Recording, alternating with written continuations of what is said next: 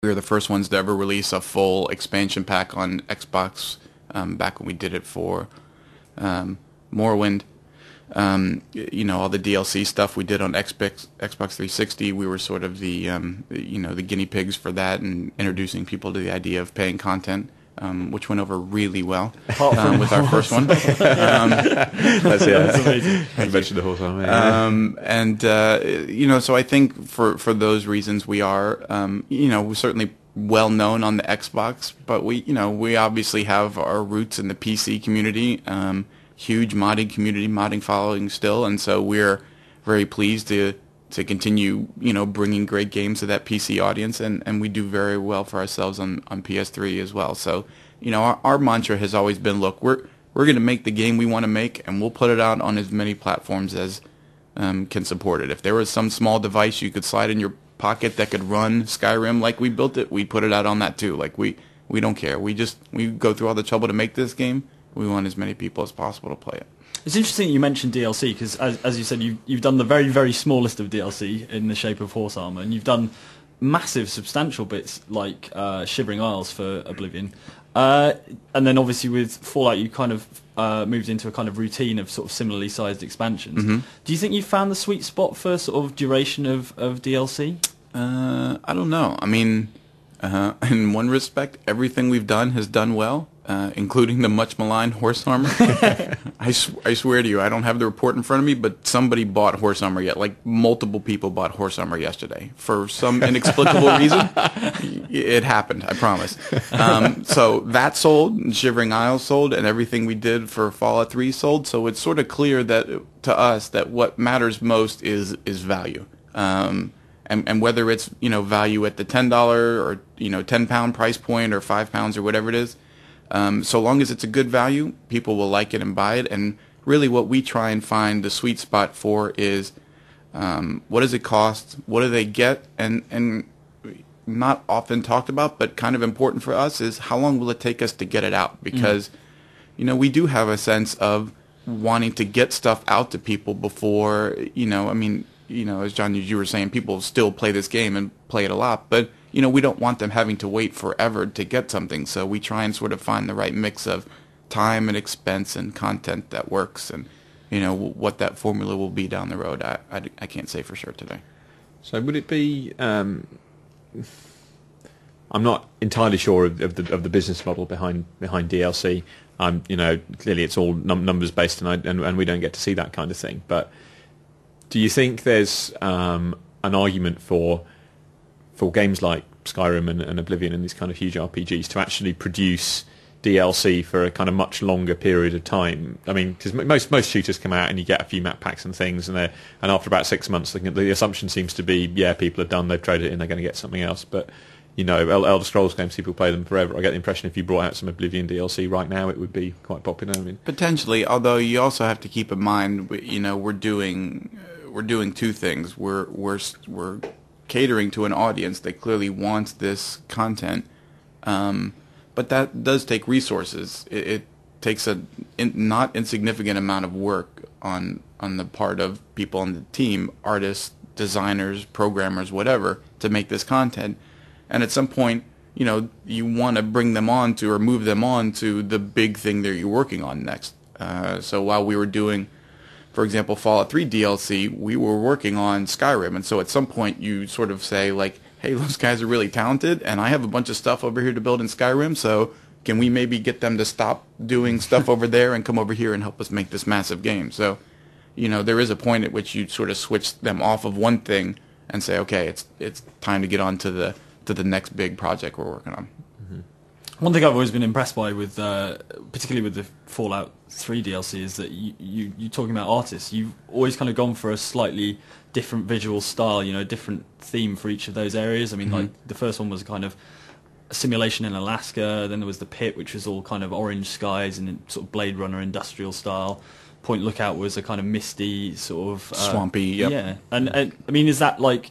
Do you guys just have a zillion sort of artistic concepts rattling around that you want to visit? Yeah, I mean, we definitely get a zillion concepts, from the team.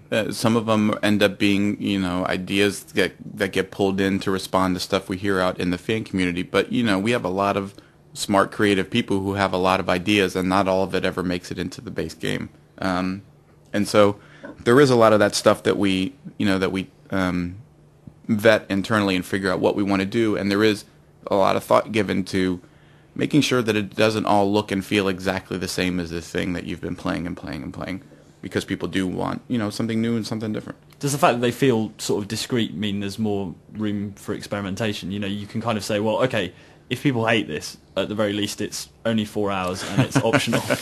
Sort of limit your potential damage. By yeah, exactly. And then that sounds like a great idea to go to the creation process with. Well, you move on to something else, right? I mean, at least you can experiment. Experimentation is important, right? You can't not try stuff because you're terrified. No, I mean, I think ultimately it's more about making sure that it has its own unique feel and vibe as opposed to anything else. The people have been playing this game for 50 hours, 100 hours, 200 hours. When we come out with something new, every time we want it to be, can we make it look and feel like a different, unique experience? And, I think Fallout 3 did great at that by providing, all the way from the first one to the last one, where Mothership Zeta, ends up being this really great, strange, trip on an alien spaceship and very different than everything else. Well, this is it. Yeah, we're still talking about the same game, but people would say, "Oh, I hated Operation Anchorage, but I loved the Pit," and it's kind of, the fact that within that spectrum of a 9 out of 10 game or whatever, there was then,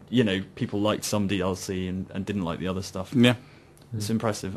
My favourite still of the stuff you've done though is still Shivering Isles. I thought that was great because it was a little more wacky. I mean, obviously, because it was discreet, you were able to take people out to this sort of realm of madness. And, that was a massive undertaking. Well, and the great thing about that one is not only did it look very different from Oblivion, but then half of the island looked very different than the other half of the island. So, the whole thing was new, but then even from one side to the other, they looked very different. So that was a great mix. Again, sort of talking about timing, the only problem with that one is it took us a long time to get that one out into market, and that was part of our decision for going to shorter, more regular releases than doing one big massive thing. So that was released in a box as well.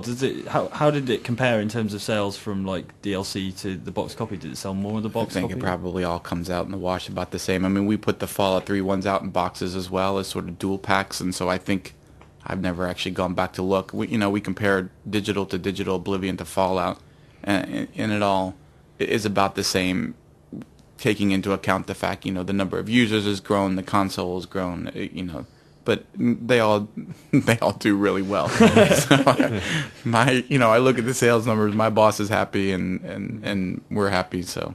Yeah, fair enough. Well, you mentioned the mods and the users. Have you kind of drawn any inspiration from either of those things in kind of developing Skyrim? Have there been any kind of really good mods or kind of mental bits of fan fiction where you thought, actually, that's reasonably good, we should do something like that? Not really, not usually. And again, it sort of goes back to a previous point about there are so many ideas within the team. I mean, you're talking about people whose job it is to sit around and think about that stuff all day, every day. So we never lack for content or ideas. Usually that stuff manifests itself, like for Fallout New Vegas example. The guys at Obsidian saw that people really liked doing mods that had to do with weapon customization. So that was a feature they decided to put in the game. It probably would be more things along that line as opposed to necessarily quests or gameplay ideas. But the mod community is awesome. I mean, those guys are nonstop, and not just on Oblivion. Like, there's still people out there modding Morrowind and playing Morrowind to death. It's just amazing the dedication and talent that they put into our game. Aren't the guys trying to convert Morrowind on the PC into the Oblivion engine? Surely they're going to be a bit sad now that Skyrim's going out and it's going to blow it out. You know what? Those guys, they're undaunted. There's not much you can throw in their way. They'll still give it a go and do it just to prove it can be done. So, do you think you'd ever do an Elder Scrolls game that was set anywhere, like in a different place, or do you think that the kind of the world you have is just going to you can extend it infinitely? Infinite. Yeah. There's just there's still so much that we can do in Tamriel that is different provinces with different vibe and different feel. I mean, I think when folks play Skyrim, they're going to love and enjoy it, but it'll be very different than Oblivion, which I personally loved and enjoyed, and certainly very different from Morrowind, which has a wildly different look and feel. I still think there is reams of untapped stuff that we have left to do in Tamriel. Are there any areas of Tamriel that you'd like to see, I guess, revisited from previous games that we haven't sort of had in a game for a while in new technology? No, you know what? I tend to be more of I want to see what new stuff we can do. I don't do a whole lot of, boy, it'd be fun to go back and recreate Vardenfell today using the technology we have. Like, I kind of feel like I've been there and done that, and maybe I've just been assimilated into the Bethesda Game Studios mindset of, we tend not to look back. We don't think about, redoing old games or revisiting old locations. We want to move forward, but, I feel much the same way. But what fascinated me was, obviously, there was stuff known about Skyrim, before all this came out. There are certain locations and things that the people. It just amazed me to see that stuff was already in place, even though you guys hadn't properly tackled the area. Well, truth be told, though, you do enough guessing, you're eventually going to guess something, right? So, so some of it was, I saw lots of times, lots of people. Oh, I have uncovered this information about Bethesda's next game, and here are 10 features it's going to have, and you got 2 of them kind of sort of close to right, and the other 8 you weren't even close on. So you do enough guessing, but I think when it's all said and done, we will do Skyrim justice. Cool. Okay, I think we have to wrap it up there. So thank you very much, Pete, for coming in. Thank you guys for having me.